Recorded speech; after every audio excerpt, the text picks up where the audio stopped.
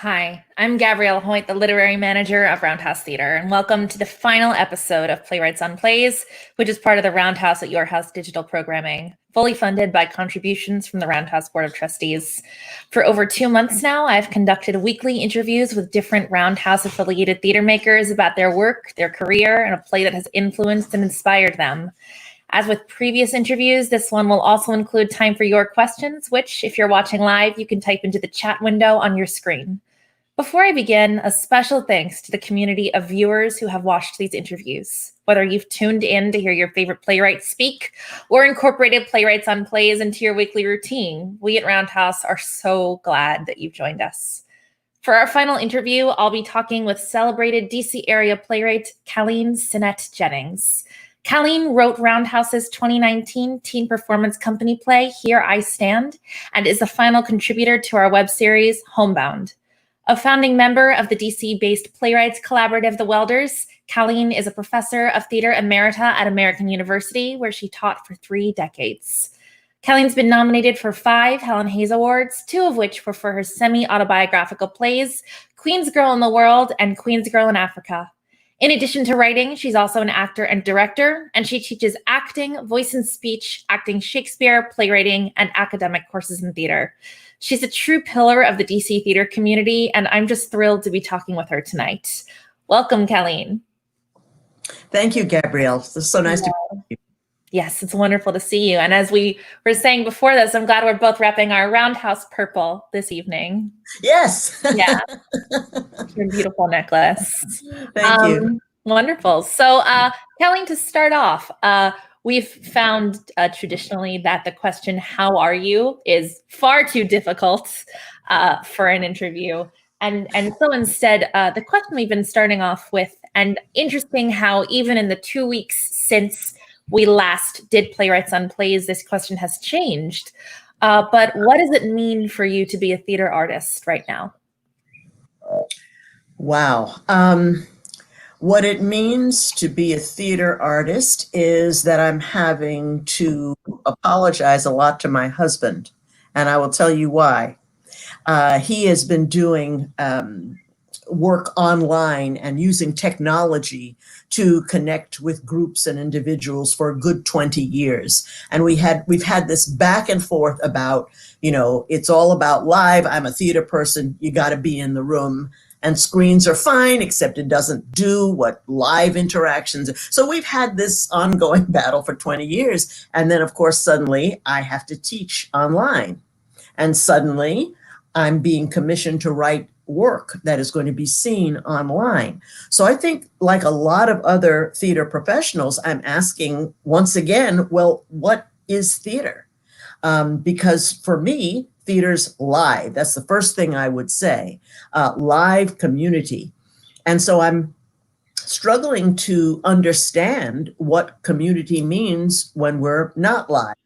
And I have to say, I've been really pleasantly surprised to find that we have lots of ways of connecting that we didn't know that we had. So it's a time of discovery. It's a time of panic.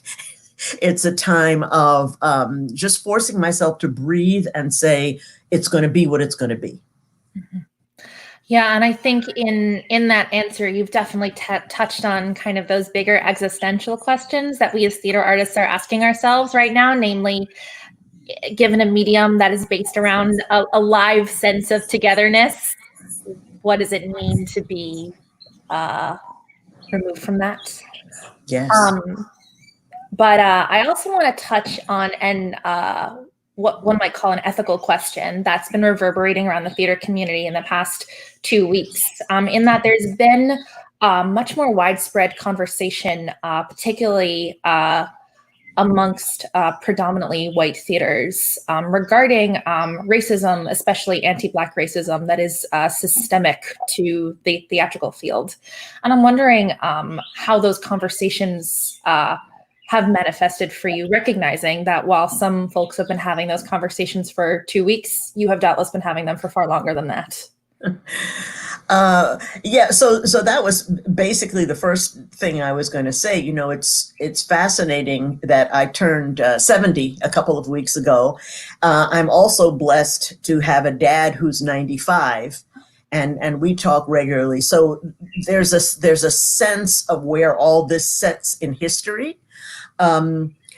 Because I'm a boomer and I came of age during the time of incredible soul searching and upheaval, and yes, sometimes violence, when these conversations that had never been had in this way before became very critical and vital. I remember that time, and I became an artist out of that time. This time it's the young folks who are stepping up to the fore. I mean, I see myself more as a sort of a resource and more as a person who can provide context. But I'm very excited and interested to see how people are coping with very new and very different circumstances. I mean, our schools have been supposedly integrated for a long time. Our theater seasons have supposedly been much more reflective of diversity for a long time, but we are not there yet. And just, in those moments when we think, oh, phew, we've answered all the questions. No. And it's great for an educator because it just sort of brings home the question, there is always work to be done. And rather than being burdened by it and exhausted by it, we can be energized by it. I see my own role as a role of listener. I think young people have got to be in the forefront. And keep in mind, when I say young, it's anybody younger than 70. So there's a lot of room there. But I think it should be intergenerational. But I think the younger people should lead this. So I'm just quite frankly trying to keep up and understand all the various parts of the arguments. And if I can facilitate discussions and interactions, I'll feel as if I'm being useful. It's interesting because I got quite a few emails from former students of mine who are white, who are now in academia or in theaters in positions of leadership, saying, you're a person I feel like they were former students, so they feel they can talk to me honestly. What would you recommend? And been on a lot of phone calls. So I think that's my role, to be able to hopefully enable people to see multiple sides of the story, negotiate academia, negotiate power, authority relationships, and, hopefully we'll just continue to move forward. Within kind of this conversation regarding the ways that white supremacy has manifested in theater and in many fields, there's kind of this vocabulary of unlearning and relearning. Unlearning what systemic racism has taught us, and then relearning in order to move forward. And I'm curious, as an educator, as someone who's been teaching for 3 decades, do you see that unlearning and relearning? Is it happening? Do you believe, should it be happening in our classrooms? And if so, do you feel like there are specific techniques for educators to do so?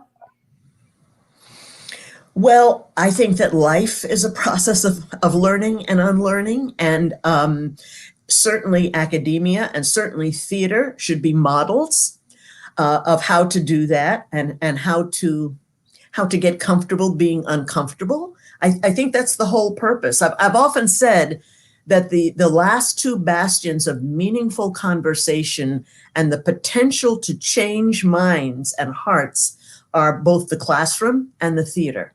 Yeah. Because in both, you tend to get thrown into things that you have no control over. You're in relationships with people you didn't expect. And that's the moment when we got to talk and share and open up. So I think, one of the most interesting learnings for me in my last couple of years was doing the intimacy training. This is a whole new area of theater. And I'm saying, of course, it makes perfect sense, but it didn't have a context before this. So, I think the same for anti-racism work. I tell my students, when I was coming along, we did not have the term white privilege. So in trying to explain to my very well-meaning theater colleagues and friends what I was feeling, I didn't have that term. I didn't have that literature. We have that now. So I think it's a process of gathering up the resources that have been created, reading them, and beginning those very, very tough conversations. And I would say that the irony is, my mantra has been, as a theater practitioner and educator, relax, breathe, let go, and walk into the unknown. Well, I need a t-shirt for that, because that's what we're all living. So I think letting go of the anxiety and being able to take a deep breath and walk into the unknown and walk into these difficult conversations, it's going to be required of all of us. Mm-hmm. Just to pick up on a couple things that you mentioned. First of all, for those who aren't familiar with intimacy work or an intimacy coordinator, can you just explain what that is briefly? Absolutely. Coming sort of from the Me Too movement, but it had been brewing in theater for quite a while. It is an area of work designed to support and protect everyone on the theatrical team.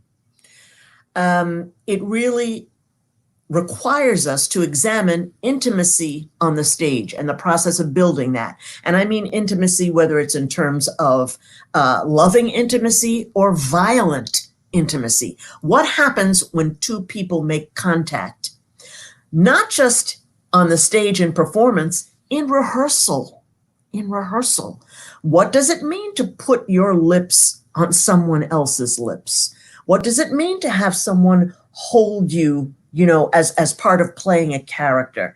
And of course, we have to examine the fact that many of these circumstances over time, over the years, have been abused. And there have been situations in which both men and women feel incredibly uncomfortable and have actually been traumatized by the rehearsal process and so forth. So I think the Me Too movement was sort of, it crystallized a number of things and enabled women particularly to say, wait, I need to step up when I'm not comfortable. I need to tell you what it feels like when you ask me to remove my clothing. I need to find a way to work in a way that's healthy and safe in order to create these circumstances in the play. So we did a series of intimacy workshops at American University, and it was completely illuminating and wonderful, and had implications for so many other things. And then something else that I wanted to pick up on that you mentioned, is this idea of discomfort, because I think it's a really crucial one, in that I think certainly moving forward, there are going to need to be times when we as theater practitioners, and I'm speaking for myself now as a white theater practitioner in particular, must sit with discomfort and must understand when our voices cannot be central.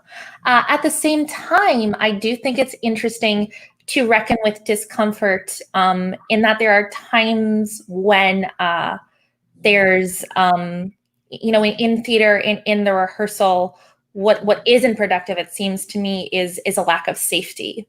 And it feels like that's a really fine line sometimes to know when is the good discomfort. And I guess I'm asking what you think, as someone with so many years of experience, an educator, an expert practitioner in multiple parts of the field. How do we know when there's that good discomfort, as opposed to, for instance, the bad discomfort of, say, a director asking an actor to perform in a simulated intimate act that they're not comfortable with? How do we tell when we're getting at that good discomfort?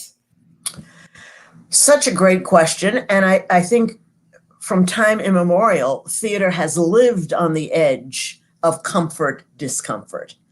We go back as far as the Greeks, who forbade women from coming to the theater because they thought they would be made so uncomfortable. So I think it's always been this idea of walking that very fine line. I think what has happened, which is wonderful, is people are recognizing it and talking about it. It has never been easy to do any of the plays we've done. When you think about the fact that all of theater is based on the fact that I'm going to stand on stage, say words that are not mine and pretend that they are, and you're going to pretend they are mine too. I mean, it's built on a web of untruths, built on a web of danger. I step out there hoping and believing that I can convince you that I am in the forest of Arden. You know, that's madness. So there's always been discomfort, but now we're talking about discomfort on a highly personal level, and we're talking about actors bringing their whole selves to a rehearsal process in a way that I don't think we did. If I look back on my training, the whole idea of leave your ego was at the door, was leave your personal self at the door. And as a kind of tabula rasa, come in neutral, come in and, do you know what I mean? And in fact, the actors who brought their personal problems into the rehearsal room were problematic. But I think now we're saying, you know, again, you don't aim to disrupt the rehearsal process. But if something is going on with me on a very deep level, to disassociate completely from that, to show up and rehearse a play, there's something unhealthy about it. Mm-hmm. And it occurs to me, you know, that idea of tabula rasa, what it's really ignoring is the multiple power dynamics that exist within a rehearsal room because of the outside world. You know, I'm reminded of, for instance, a very sensitive and in the end beautiful rehearsal process of rehearsing Master Harold and the Boys a few years ago at Roundhouse.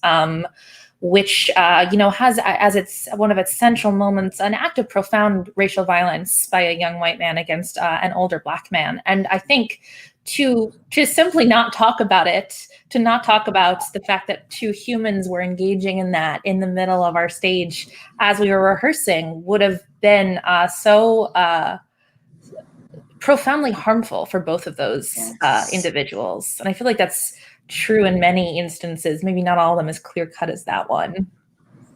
Well, and you know, the irony is you walk the fine line between opening up the discussion so you can have those meaningful personal discussions that allow you to do your art versus getting so self-indulgent that it becomes all about who we are as people and we forget the text and the playwright's intent. I mean, Fugard, that was a profession, a confession of a deeply shameful personal incident in which he was the villain.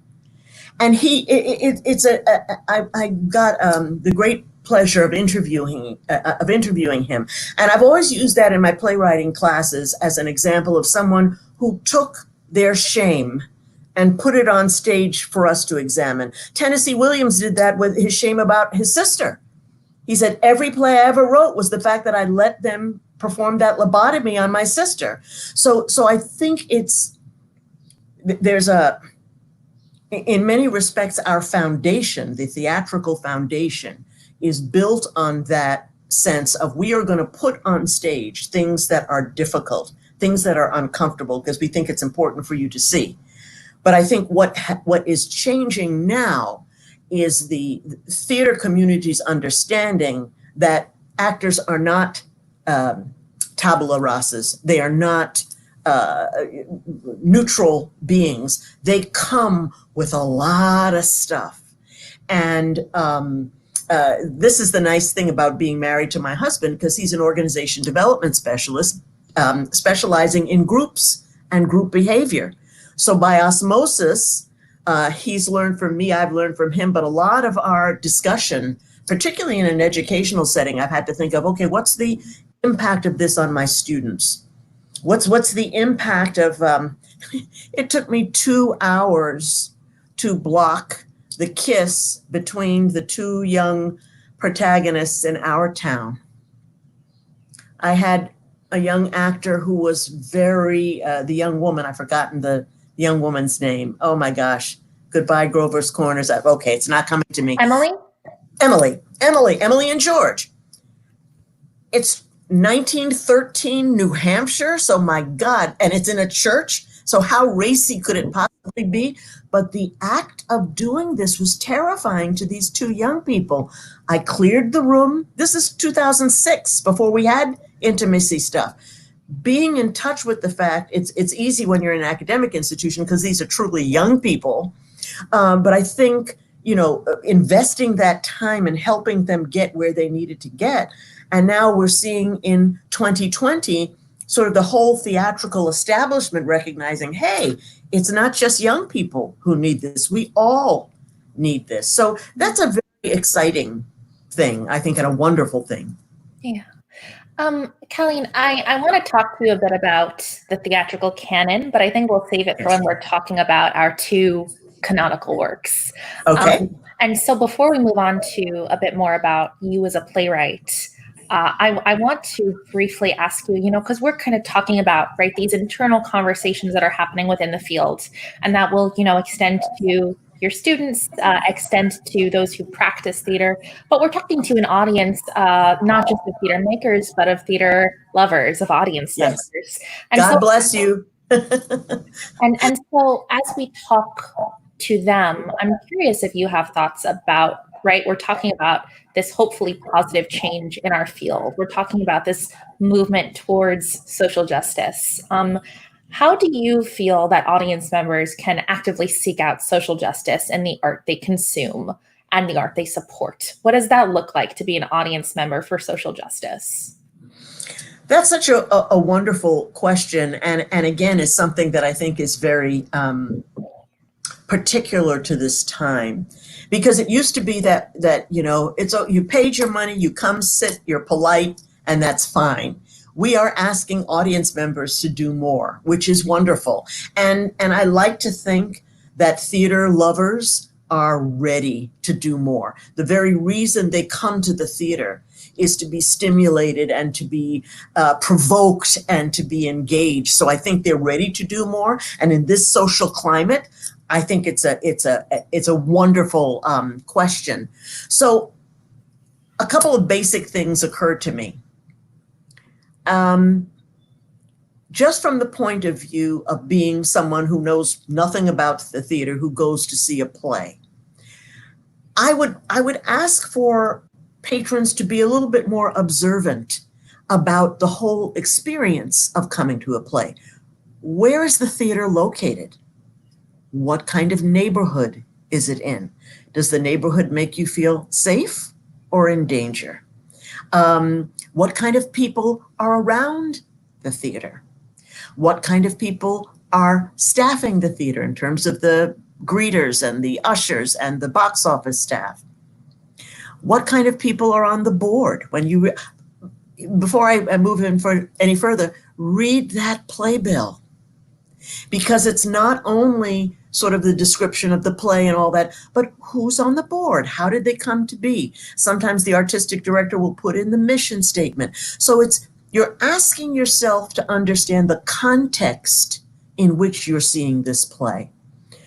One of the things I would plead for is, you spend money, you travel to the theater, even after a long day's work and so forth, and they announce a talk back.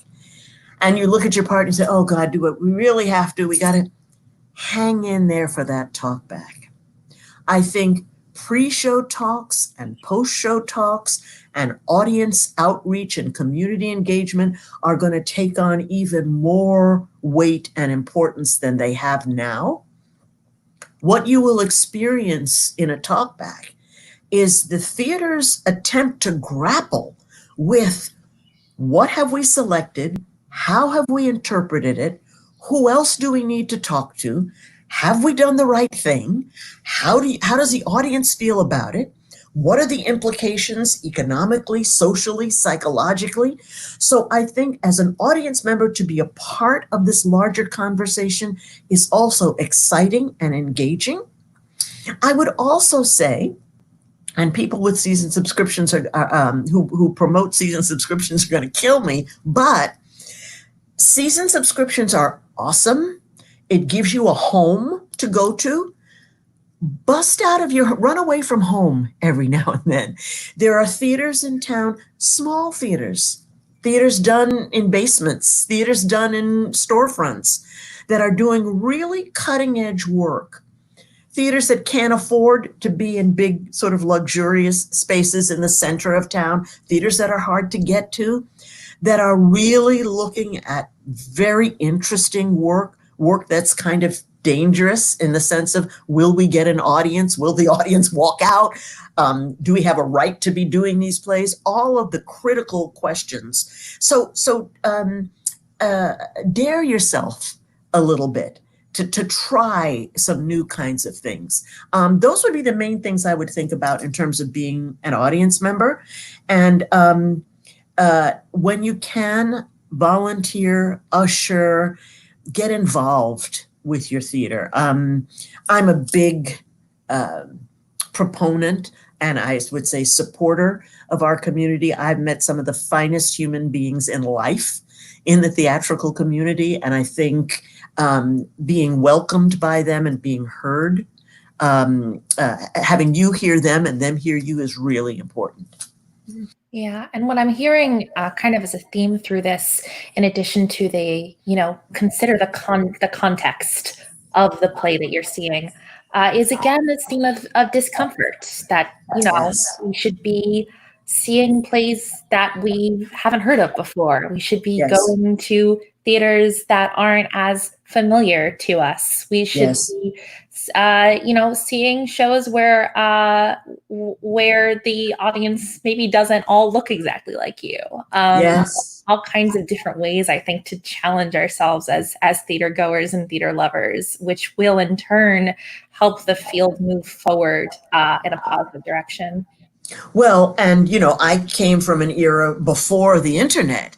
So you would go to the theater, it was almost completely blind. I mean, unless you happened to read a major newspaper and a major reviewer had reviewed that play, you didn't, or unless you recognized the title, you didn't know what you were getting into. Now you've got the whole internet at your fingertips. So do a little research, do a little past productions. What has been the controversy?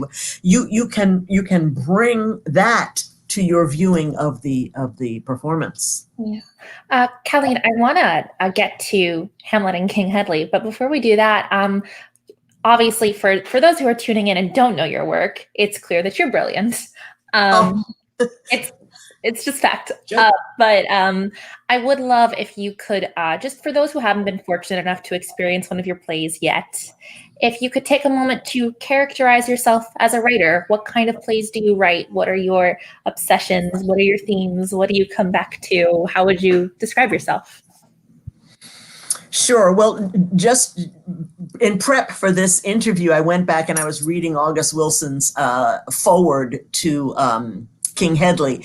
And the last line is, he says, "I'm a struggling playwright and the struggle continues." So that's how I see myself. And I think most playwrights think of themselves as struggling to articulate what it is they're seeing in the world around them, struggling to present it in a form that gets audiences engaged and interested and inspires self-reflection and reflection on our society. So, I sort of grew up and was educated in that tradition of what a playwright does. A playwright, if you're asking people to spend money and pay for parking and babysitting and come and see your play, a playwright needs to put on stage something that has the power to change people. Now, the thing that's scary about being a playwright is you never know what's going to change people. You never know if people are going to be interested. You never know if it's a story that's worth the telling. And I say all this to say that again, as a boomer, I came up and came of age at a time of tremendous racial self-examination and change. I went to predominantly white high school, predominantly white college, predominantly white graduate school. And in those circumstances, I was making friends with and developing relationships with white people in ways my parents were stunned by. They never imagined that this could happen. And having the kinds of conversations that Black and white had never had before. During a critical part of my growing up, I lived in Africa for 3 years. So I was exposed to a much larger international community and exposed to Nigeria and to Nigerians and a whole tradition that has become extraordinarily meaningful and helped me develop as a person. So I guess my work has been devoted to examining the process of that. What happens when you put Black and white together in the 50s and 60s? What happens when an African American returns to Africa and discovers how she is part of that continent and also not a part of that continent? I'm looking at what happens when you put difference in the same room. What's comfortable, what's uncomfortable. I guess that's how I'd characterize my work. And Caleen, just for my own edification, remind me what year Queen's Girl in Africa was. Was it 2015 or 2016? Yes. 2015? Mm-hmm. Well, I started working on it in 2005. Wow. So over a period of 10 years, it changed and developed. Whereas Queen's Girl in Africa, I had 5 months to write it. I asked because if I'm remembering correctly, your play was one of the first that I saw in DC. And I remember very clearly thinking, oh, well, this is why I'm here. Well, you know, that play was written in defiance of a friend, because this friend kept telling me, you need to write an autobiographical piece. You need to write autobiography. I kept telling him, nobody's interested. Who would care? I wrote that piece literally to prove to him I could not do it. And I was completely gobsmacked. I still am at the response to all three of the Queen's Girl plays. I'm stunned. I mean, they're beautiful. They're beautiful pieces, but I won't embarrass you by just heaping praise too much. Okay. So let's turn to a couple other great playwrights apart from yourself. Shakespeare and August Wilson. You were very excited when we spoke about doing this, and you wanted to discuss connections between Shakespeare's Hamlet and August Wilson's King Headley too. You have written academically about this subject. You've published a paper about it. For those who need a little brush up, can you give a brief synopsis of the plots of those two plays? I think for Hamlet, sure. It very brief. Sure. Yeah, both plays are very rich and full, so this is just going to be a very quick synopsis. In both of these plays, we have young men who are disaffected, young men who are traumatized, young men who are trying to gain a foothold in terms of their culture and their surroundings. Of course, Hamlet the Dane is set in Denmark. He returns from school on the occasion of his father's funeral. He is visited by a ghost of his father who says, you have to revenge my death. This was not an accident. I was murdered. And the rest of the play is Hamlet trying to figure out, how do I do this? What does this mean? He has a mother that he has very conflicted feelings about because she has married her father's brother. He is set in the court where, of course, he is royalty, so there are expectations. He's also a scholar and trying to figure out what that means. So again, it's a young man who is trying to figure out his role and what his agency is.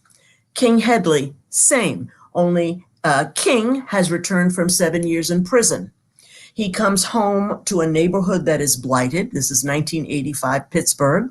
He comes home upon the death of a beloved mother figure who raised him, only to find that his biological mother, whom he feels completely alienated from, has parked herself there. There are a series of men in the play who seek to become sort of surrogate fathers, and he has deep ambivalence about that. But the main story is this young man wants to do something. He wants to make something of his life. He needs money. He needs focus. And he says so poignantly, just ask me. I can do anything. I can fly a plane. Just give me the chance. And of course, this ends in tragedy, much the same way that Hamlet ends in tragedy. So that's why these plays to me make an interesting pair. Mhm. And also worth noting that King Headley too is part of August Wilson's Century Cycle, in Absolutely. which he writes one play for each decade of Black American life during the 20th century. King Headley too is set in the 80s and thus is the second to last, not that he wrote, but chronologically Right. in terms of. So it is also about 1980s Pittsburgh and the various forces at play as, again, this young Black man, King Headley too, tries to make something of himself. Yes. So Caleen, I feel like you've kind of answered my second question regarding why you wanted to talk about these two plays in conversation.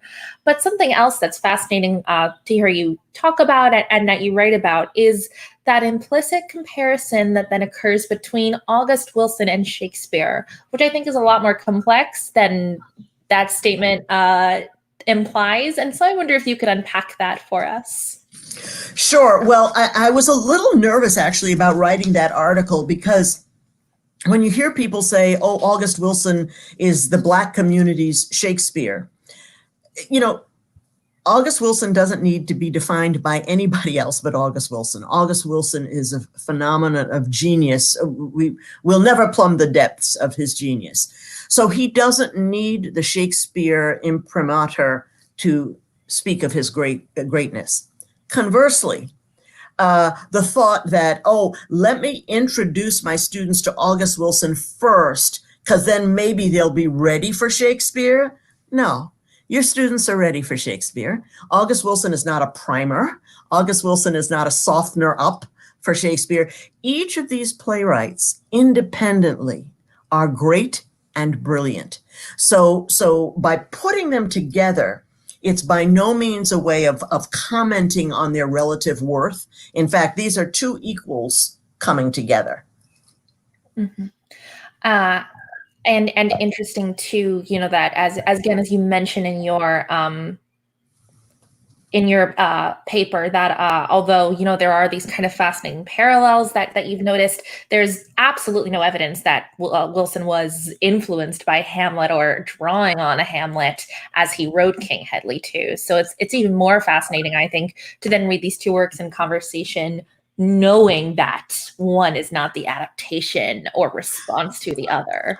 Absolutely. August was adamant about the fact that he saw a production of Merchant of Venice, and he saw a production of Othello. Aside from that, he had really no, and again, for Black people, the name Shakespeare automatically is connected to or brings up ideas of colonialism, inferiority, there's all kinds of baggage that Shakespeare comes with when you are a Black actor, scholar, teacher, practitioner. So I believe August 100%, having come up during the time of the Black Arts movement and everything was about knowing Black playwrights and so forth. But what's fascinating to me about that is that disaffected 20-year-old men, there's something that's the same about them, whether it's in Elizabethan England or 1985 Pittsburgh or Iran in the 90s or South Africa in the 60s. There's something about human beings and our development and our stages of understanding where we fit in society that we have in common. And so it was at a time when I feel that we have to have even more conversations between Black and white, between academic and non-academic. What a wonderful way to use the plays as a way to start that conversation.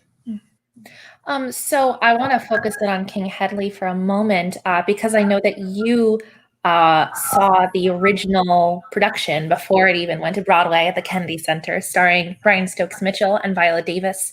And you talked a little bit to me earlier about your personal experiences, both seeing audience reactions to the production and then also conversations about it within your own family. And I'm curious if you could talk a little bit about those. Oh, sure. Happy to. So I should say that my husband was invited to the big summit on Golden Pond that was called by August Wilson and a group of artists and academics and so forth that they held up at Dartmouth. And so that's how my husband met August, and they became friends. So when the Kennedy Center was, August had the great system set up that he would be able to try out his plays in various cities before they went to Broadway. So Kennedy Center was one of the stops in terms of his play development. And so he brought Kennedy Center. Brought the play to Kennedy Center. It was the Eisenhower Theater, and my husband contacted him. He got us tickets. I took my my younger son was applying to college. My older son was in college. So we went, and the Kennedy Center, red velvet and the chandeliers and the wood and everything.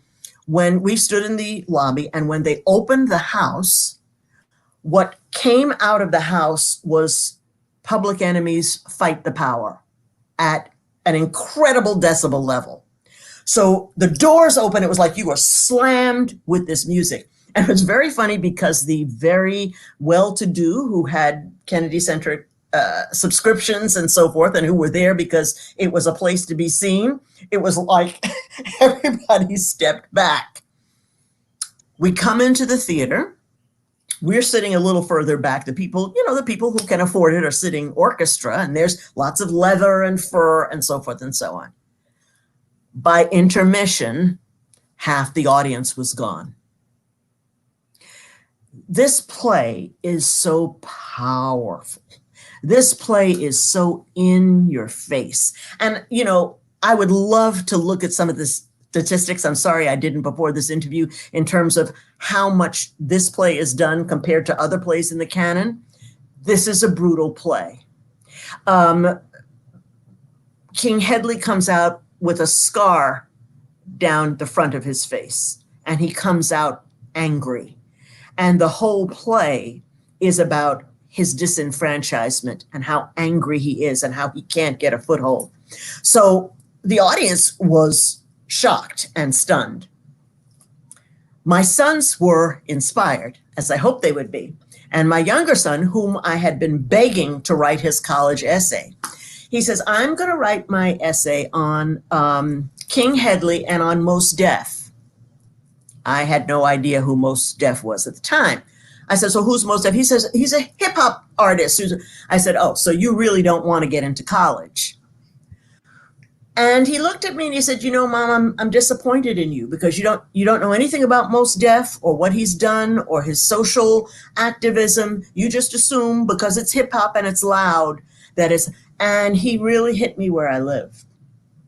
And I said to him, you're absolutely right. I want you to play his music. I want you to tell me a little bit about him. Well, of course, Mos Def and hip hop dovetailed completely with King Headley. And in fact, I went on a long journey of discovering what 90s hip hop meant to the culture.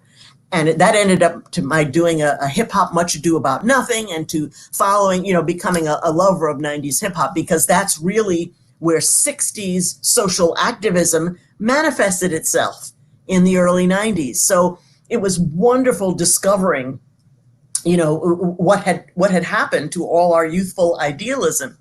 But the play is designed for you to feel the pain of these people. And again, I read it again to prepare for this. It's gut-wrenching. It's absolutely gut-wrenching.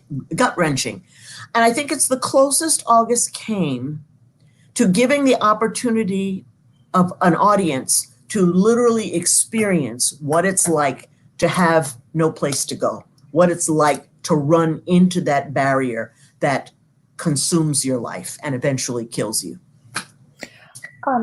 So the anecdote regarding the audience response to Wilson in the Kennedy Center, it makes me think about what, especially, I'd say in the past 15, 20 years, since the century cycle was largely completed and since August's death, it makes me think a lot about what regional theaters and what regional theater audiences expect from Wilson, especially given the kind of notorious pattern of predominantly white theaters programming largely or entirely white playwrights, and then an August Wilson play. Yeah. And I'm curious to hear your thoughts about that dynamic, especially because I feel like King Headley too, more it really is playing with those ideas of essentially respectability politics in a way that's fascinating. Yes, it's so interesting. You know, you're young and you're a revolutionary. You become older and you become sort of a has-been or an erstwhile revolutionary. I've watched it happen to Raisin in the Sun as well. And I think here is where theaters and educators have a responsibility to remind audiences that these are revolutionary writers. And I think because he won so many awards and because he revolutionized theater in such an important way, that in many respects, ironically, he's become safe. So you walk into a production of, say, Gem of the Ocean, and you see, oh, it's set in the 1900s. You're not expecting in your face. You will learn painful things about slavery, and you will experience them on a certain level. But because we know so much more, but they've been done so often, I think theaters tend to think of Wilson's work as safe. I think it never hurts to expose an audience to a culture that's different from their own. And for that, again, I have to be grateful to theaters for doing that. There was a time when August Wilson would not have been produced at all. But on the other hand, if it becomes a token, if it becomes the safe option, there are lots of other voices out here. Voices August would have championed. August loved young people. August was inspired by them. August wanted nothing more than to put them in front of this revolution. Time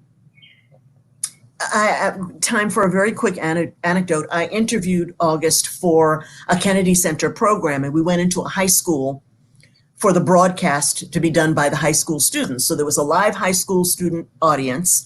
I was interviewing him live and so forth. And before we started, I was mic'd up, he was mic'd up. He said to me, "I'm nervous." And I felt like saying, if you were inside my head, you'd know what nervousness really is. But he says, "I know what I'm going to do." He took off his mic and he went and introduced himself to every single high school student in that audience. "Hi, I'm August. What's your name? Thanks for coming." "Hi, how you doing? I'm August." There were about 25 of them. And we waited. And when he sat down, he says, "Okay, I'm good now." So August loved young people. He was a revolutionary to his heart. I think theaters need to ask themselves how they can be true to August's intent, which was to be a revolutionary influence in their theater with their audiences. I will always see him in that way, and I will always appreciate his work in that way. And I have to tell you, while there are theaters who kind of use his plays as the token in the season, I had the great pleasure to work with South Bend Theater, South Bend Civic Theater in South Bend, Indiana. And South Bend Civic Theater, which is a little bit more professional community theater, has committed, the board and everything has committed over the next several years to doing all 10 August Wilson plays. This is Indiana, the birthplace of the KKK. They started with Gem of the Ocean, which I think is the most difficult, textured, and complex Wilson play. They started with Gem, and they took it into the public schools. Now, they didn't ask the public schools to come to them. They went into the public schools and made an arrangement with the schools so the schools would take the entire day to see the play. First act would be until lunchtime. They'd break for lunch. Second act would be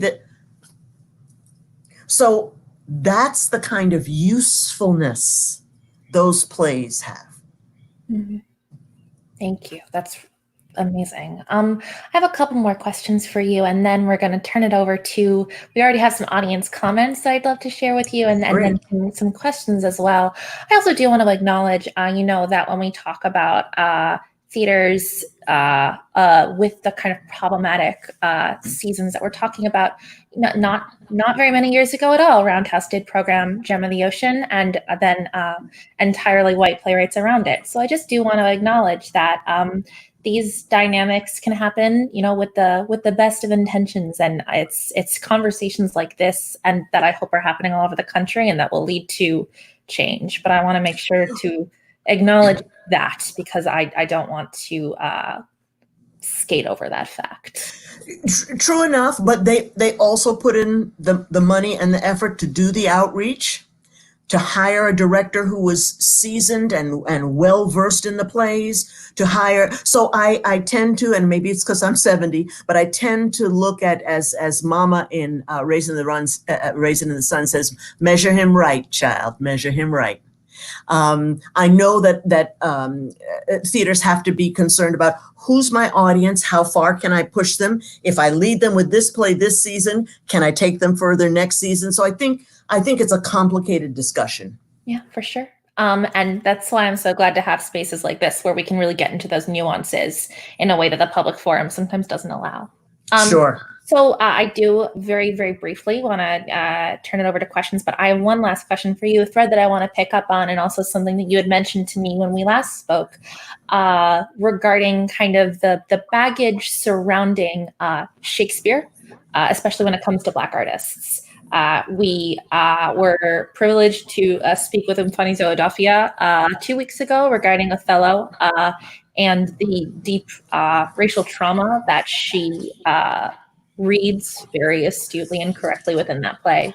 Having spoken to you, I know that you have some thoughts about that as well. And more broadly, I think, right, there's this idea of bardolatry, that, Shakespeare can do no wrong, that Shakespeare will always make money, that Shakespeare has room for a progressive kind of social justice agenda within it. And I agree with that. But at the same time, I think there are problematic aspects in Shakespeare that we are not able or willing to acknowledge always. And so I was wondering if you could speak to that, given that we're talking about King Headley and Hamlet in conversation.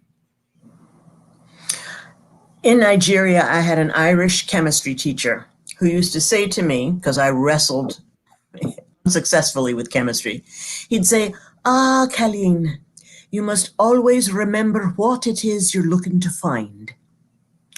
What is it you're looking to find when you offer Othello as part of your season? I saw the interview, and my husband could tell you, as I'm looking, I'm saying, yes, yes, yes. I track with her completely. This play, I was in post-traumatic stress for a good 6 months after directing it. She talked about her experience, her first experience of it in 10th grade. Mine was also in 10th grade, but it was in Nigeria. I saw a production of it at the University of Ibadan. So it's very interesting seeing it in a Nigerian audience. I went through various stages of love-hate. When I decided to do it, I wanted to do it in the context of the Black man. So what I did was I made that my focus. I had the audience seated in the middle of the theater, and around them were pictures and collages that the cast had done of Black men. I wanted it as an exploration, sort of a Black manhood. I thought I knew and I understood the play. So I cast 2 Iagos because I said, he's a strong man, but it could look to a contemporary audience like, if he's so strong, how could Iago have so totally duped him? So I said, okay, I'm gonna have 2 voices. They circle him, they sit around him.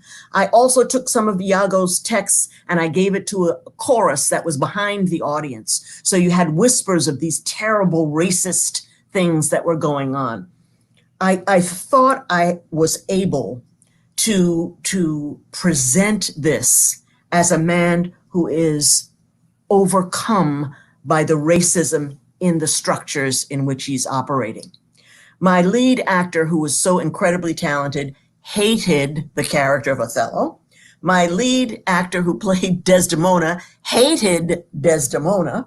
So getting the actors to even buy into my vision was difficult. One night we're rehearsing, and one of my white Iagos, I cast a white male and a white female, and my white female Iago was in the corner crying. And I went over to her, I said, honey, you know, what's wrong? She said, it's so cruel. It's so brutal. And the tears were just, this is a brutal play. Miss Eudofia referred to it as bruising. It's bruising. It bruised us all. And the closing scene, all the dead bodies litter the stage, and the emissaries from Venice are dividing the property. Now, I've read this play a gazillion times. I had forgotten that. So I said to my cast, I think I'm going to cut that. They said, no, you can't cut that. I said, but that's just too much. They said, yeah, that's the point. Property is way more important than any of these bodies that are here on the stage. There is so much in that play that is meaningful today, that hurts. You talk about uncomfortable. I'm also on the fence about whether it should be done out of an academic environment, whether there should be professional productions. Because if there are professional productions, everybody's got to stay for the talk back. You got to lock the doors. You can't send people out into the street having seen this production with no context. So it's extraordinary that a play written so long ago could pack this kind of punch. I think it all has to do with understanding and with conversations. I had my cast, which was predominantly white, do collages of Black men in their lives, and we talked about that. I mean, the first night we were all in tears. It requires a conversation about race that bonded that cast like no other cast I've ever had. So there are uses for it, but I think theaters and academic institutions have to be very careful. What is it you're looking to find? I love that. And I feel like what I'm hearing over and over from you, Caleen, is just this emphasis on context, on education, on the envelope around the work that we do that I think is so crucial and will be so going forward. I want to share with you a couple things that folks have been saying in the chat. Sure. You got a happy birthday message. Oh, thank you. Robin Paley wrote in, as an educator trained by Caleen many years ago, I am always learning and listening to be more equitable in my theater practices. If you are not uncomfortable, you are doing it wrong. And then I want to turn to a comment from Jean Turner, but it's one that I think can turn into a question. The only problem is that the people who need to see and participate in educating themselves through theater are not coming. And so I'm curious, Caleen, to turn that into a question, like, who do you think needs to be coming to theater who is not? Is that, you know, or I guess more broadly, I'm curious how you respond to that. Well, you know, that's always been theater's dilemma, and until we have a society that can offer free theater and can offer theater in a much more, in a way that's supported by government and means that theater doesn't have to carry those heavy economic burdens. I mean, it's systemic and it's structural. But in a way, Jane, I think we have the exact right audience who's coming. Because this is the same audience. They're generally smart, educated, adventurous. This is the audience, Black and white, multiculturals, think of themselves as being progressive and they're putting their money where their mouth is. Many times it's this audience that thinks, oh, we're over this. We're past it. I'm so much better than my parents. I'm so woke. I'm so all these things. And there's nobody who can't use some additional work. As Ibram Kendi says, you have to think long and hard before you call yourself an actual anti-racist. So I'm hoping that these people who are coming to the theater, maybe a little on the smug side, and getting their lives turned upside down and made to feel uncomfortable, will then be empowered to speak up in areas where they're encountering people who would never go to the theater, who would never engage with with a person who doesn't look like them, who would never talk about any of these issues. The thing that's different now than when I was coming along through the 60s is white people have a much clearer understanding of the work that has to be done and the work that's they're responsible for doing. And that wasn't happening in the 60s. So this, books on white fragility, books on, keep your mouth shut. It's not our time to talk, it's our time to listen. And here are the things I can actively do. I think in many respects, those theater audiences are exactly the ones we need to reach. Caleen, I could talk to you legitimately all night, but unfortunately we are at time.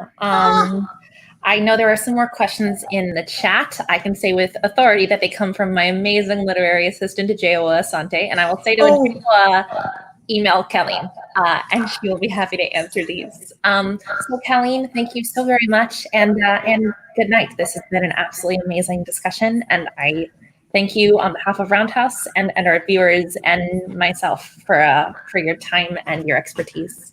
Thanks so much for the invitation. Appreciate it. Good night, Caleen.